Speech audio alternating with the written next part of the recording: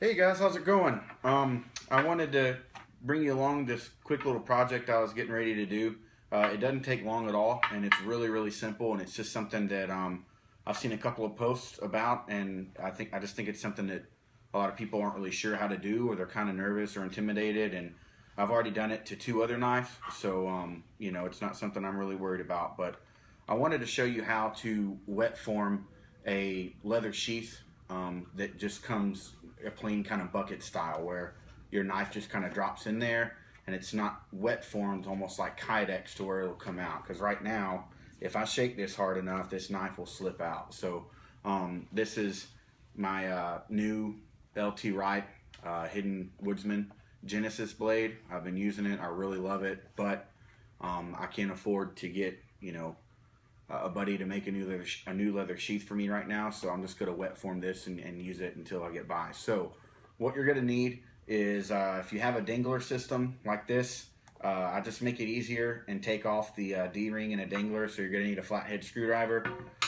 You're going to want some coconut oil and saran wrap. The reason I do coconut oil is because it's a little bit thicker than olive oil, and you want to coat your blade with the coconut oil pretty generously, and then wrap it in saran wrap so that your blade doesn't rust, but you're still able to wet form this, because you want your blade in here while you're going to be wet forming it. And then you're also going to need an oven. And my oven, I don't have really detailed settings on it, so basically just turn it on warm, just your very lowest setting that you can do, and in a little tray, and you'll just leave this in there for about 30-45 minutes, and just flipping it over, and constantly, every 2 or 3 minutes I pull it out and wet form it and push it, and then I'll show you what it looks like afterwards. So first off, we will take this off.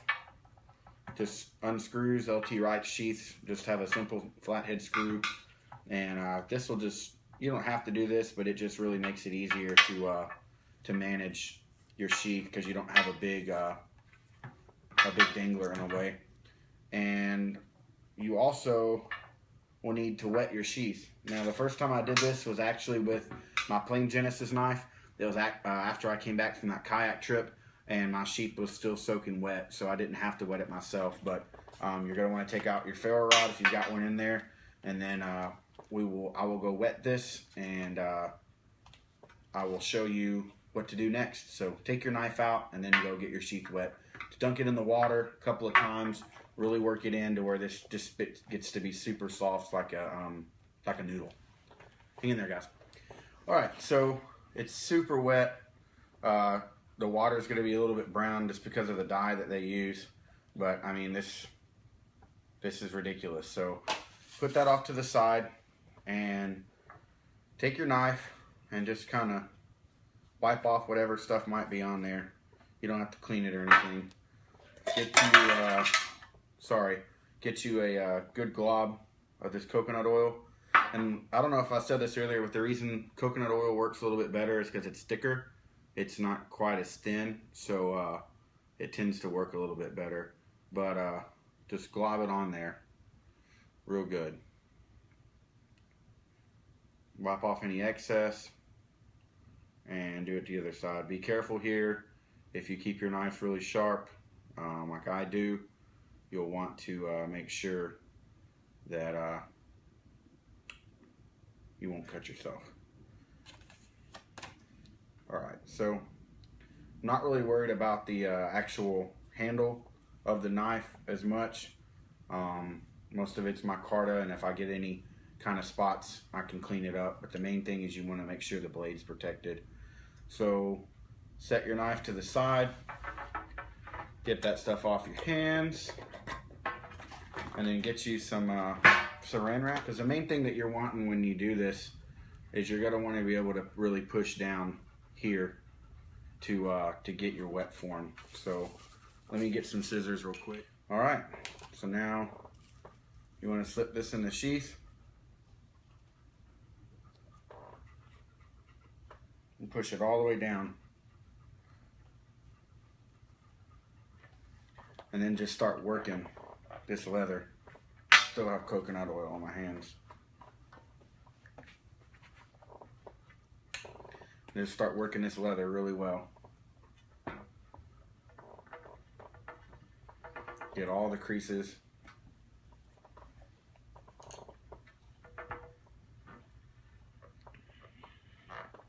And see, I'm squeezing the moisture out of it, and you can already tell it's starting to take the shape of it. You really want to get on your knife this thumb scallop area right here. You really want to get that really well, because that's what's going to give you your attention. And once you form it a little bit, then just go pop it in the oven on your warm setting. And then here in a little bit, once I pull it out again to form it some more, I'll gradually show you the progress of it and how it gets tighter around it, and it'll actually form on it really well. So be right back. So it's been about 5 minutes, and as you squeeze it, you'll feel the moisture coming out. It really helps if you've got something that's rounded, so that you're not having to rely on your fingers to do this. And you can just kind of use this to push the leather, and it'll really get you a good crease. I mean, you're gonna put some marks in it too if you use something like that, but after you do this for about 30 minutes, your hands get really tired. So all of you that are actually leather workers, I commend you. You can also use something like a pin.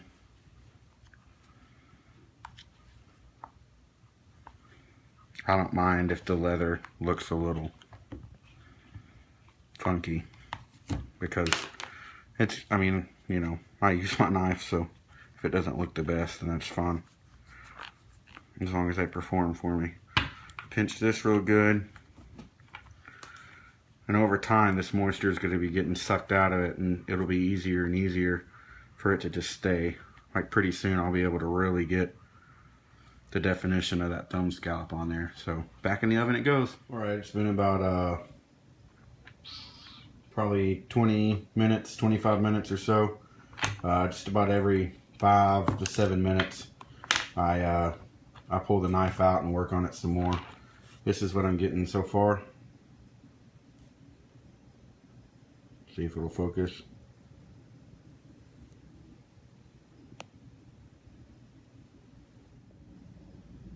There we go.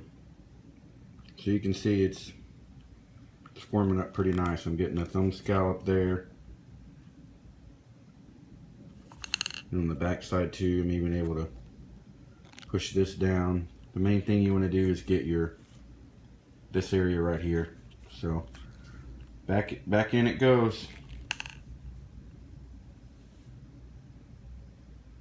Alright, so here's a final look at it. I haven't used my flashlight because it's dark in here. There's the front.